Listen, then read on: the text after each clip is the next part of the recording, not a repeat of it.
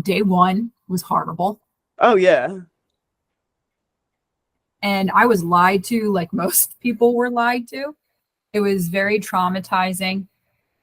I mean, I cried for an entire year because I wanted to go home and I begged and pleaded.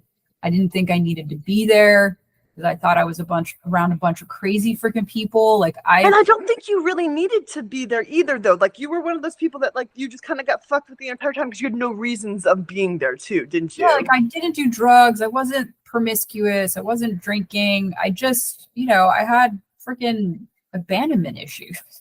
Yeah. And, they were coming out in different ways, but nothing like, I just remember like sitting in these rooms being like, what the fuck? Because it's just like you didn't have those problems. Like, yeah.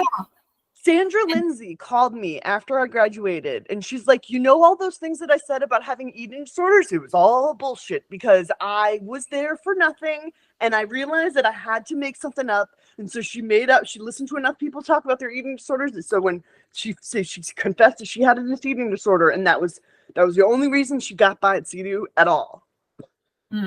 Yeah, I mean, I never made anything up. I didn't either. And I think that's one of the things that I have some gratitude towards is like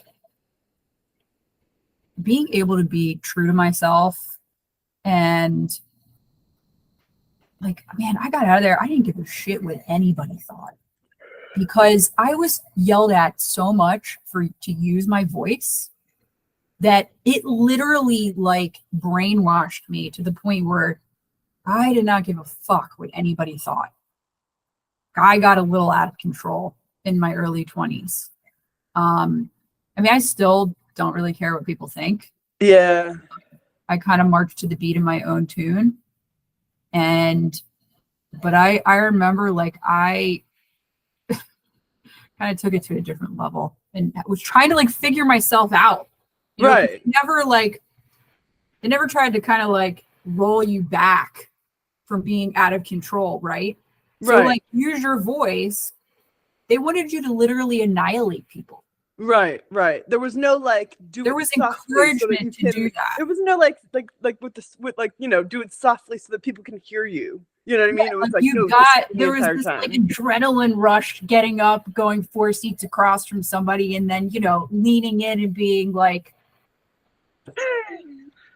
you know what I mean? Yeah. And that the facilitators in there were like, yeah, no, because that's what you had to do. Yeah, like, so she's getting it right. Yeah.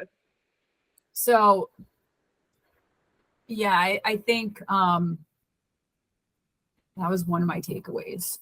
Like I was saying, you don't think about it. You don't think about it that often. You're like I think you might be like one of the few people that like took it and like were like, okay, they gave me like. I think you were able to like use the good stuff. Yeah, I think that there were a lot of valuable tools in Profits and the Profit, the book. Yeah, and the workshops that we did. But I will tell you this, when we did the summit and it was the final day of the summit. And I don't know if you remember the final day, but in the final day, everybody, like the old alumni come back. Okay. And you're all standing around like in the circle. Right. And if you only went to CEDU for 6 months and you never got to do the summit, sorry, I'm spoiling things right now. So I remember thinking to myself, and I could not stop crying because I was like, holy shit, I made it through this fucking program. I am done. I am graduating. I am done.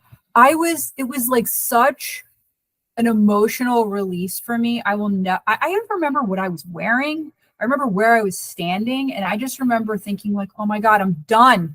I remember graduation day. Me too. I remember your graduation day. I did not have much to say.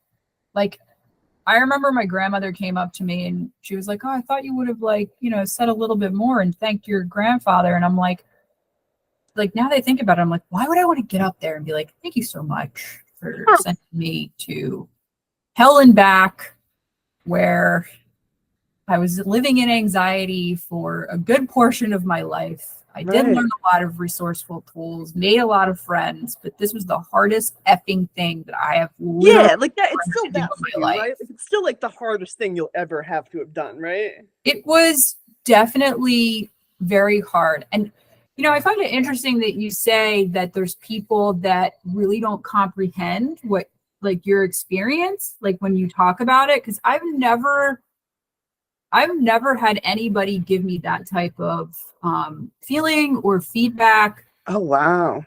When I'm telling them about some of the stuff going on, like they comprehend what I'm saying. It's just like really intense. Right.